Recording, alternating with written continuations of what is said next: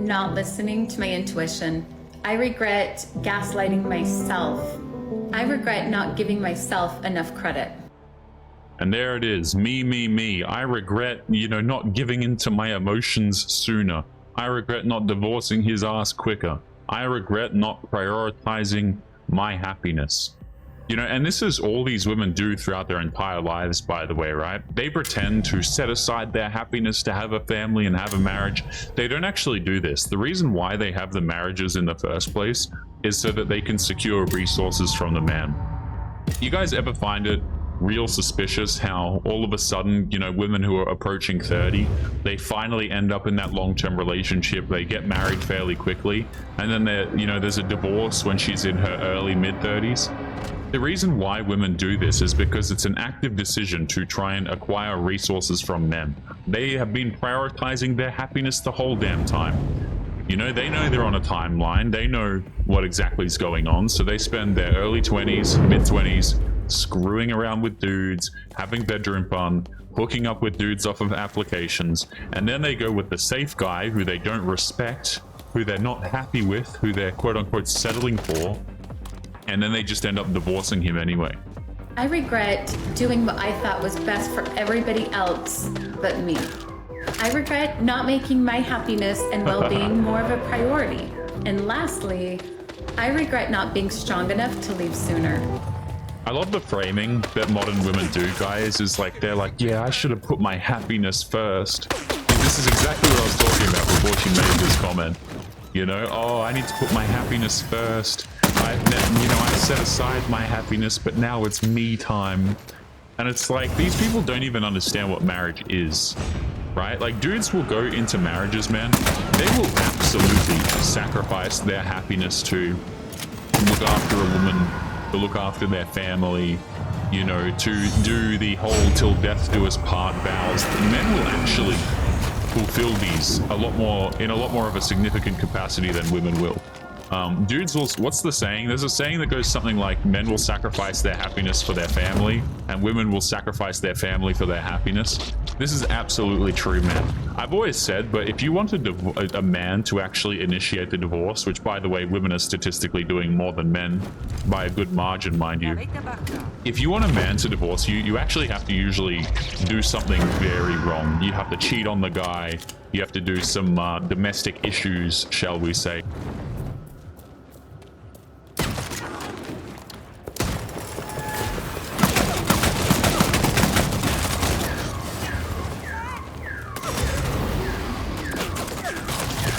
Things like this. Women, all it takes is they just have to be unhappy. That's it. They just have to feel unhappy in the relationship, i.e. like she's settling for you. And though making the decision to get divorced was the hardest decision I've ever had to make, and it took me a long time to get there, I've never once regretted it. Yeah, and so you know why a lot of the women don't regret it, by the way, is because they got what they wanted. Okay, they were able to steal from the guy and things like this. They were able to take his resources and so on. But I thought this clip, so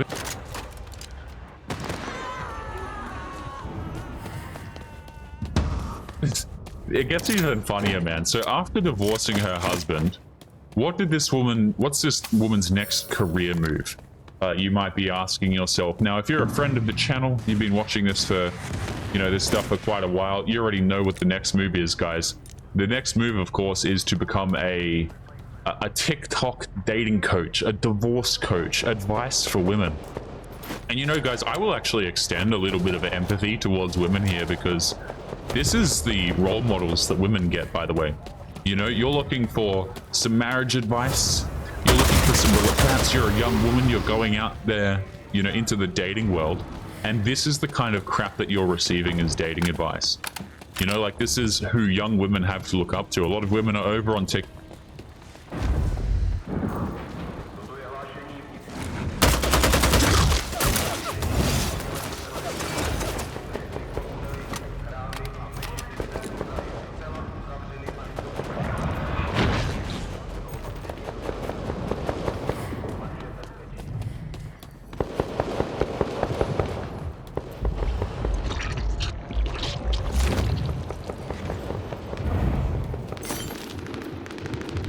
TikTok, man. I think TikTok's a really stupid application. I think it's horrible. But you know, a lot of women, and young women, they love this app, man. They watch this stuff religiously, and this is their savior right here. So take a listen to this. Why is dating so difficult? Have you ever wondered why dating is so difficult? No. It's because intimate relationships are one of the most complex concepts we can put into practice. There are so many deeply programmed influences that affect the way we navigate them. You are taking two different people who have usually been through two very different backgrounds, formed very different relationship patterns and dynamics, different attachment styles, different ways of communicating, the conditioning that was brought on by emotional and psychological wounds, the difference in the way we handle conflicts. Okay, this is a whole lot of yapping. Let me just cut to the chase here. Relationships are really not that complicated. Women just like to make them complicated. It's really not that difficult, man. Like, again, you can give a woman who has 3 basic qualities. You know, she's pleasant to be around, she gives you peace, and she, you know, hasn't gained a whole lot of weight. And you can get a man, right? Like, people like to pretend like relationships are these giant enigmas. They're so confusing. They've got to navigate all of the different life paths. It's like, man, it's really not that complicated. You make it complicated because you're a pain in the ass. I'll be honest, guys. Like, oftentimes these women, especially the ones who are looking for marriages and things like this, they have like this huge list of criteria that the man needs to meet. You know, they make the whole thing incredibly complicated. They're looking for their Prince Charming who ticks all of the boxes. Dudes, you can line up like 5 women in front of them and they'll be like, yeah, I could make it work with 3, you know? But like these ladies, quote unquote ladies, especially the divorced ones or the ones looking to go into marriage, they just have to make everything an issue. Everything becomes complicated. Everything becomes a problem, right? This is a whole lot of word salad. Brought on by emotional and psychological wounds, the difference in the way we handle conflicts, the ways that we express love and bonding, and the differences in the expectations we have from the relationship. And that's not even the full list, but it leaves so many areas where we can be a mismatch or be misaligned. I don't think most of us are aware at how these differences can collide and how faulty programming can trigger resistance and resentment. What the hell are we even smoking, man? Like, I swear, these people, like, again, I want to make it clear, I actually don't care if people want to come on the internet and give dating advice. Fine, you know, like, talk about whatever you want to talk about. I don't really particularly care. I'll just watch the content that I'm interested in if I'm looking to watch some YouTube, you know, or some whatever. If you want to come on here and give dating advice, that's fine, go for it. But can we at least make it coherent?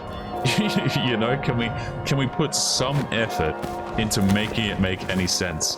Why is dating so difficult? This woman's like talking about programming. She's talking about love attachment styles, backgrounds, expectations. You know, like, it's really just modern day dating that is an absolute pain in.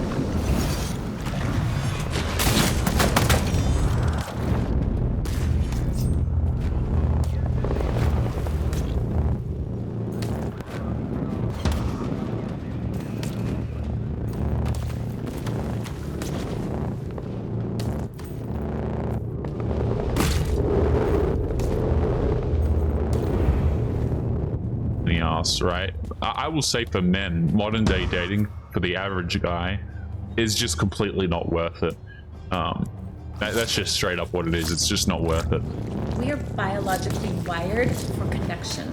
We're biologically wired for companionship. But until we have a better and more honest understanding of how our programming and conditioning affects our behaviors, dating and relationships will continue to be difficult. What the heck? What is going on? Excuse me, guys. My headphones are running flat. What is this woman ranting about? I don't understand. Divorces her husband, right? Becomes a TikTok dating coach thing. Can't even make coherent sentences. You know? Like, absolutely nuts, man. Absolutely nuts. Let's continue into the next one here. What is this? Is this like the gaslighting one? There's one where she talks... Oh, by the way, I'm pretty sure this woman's all...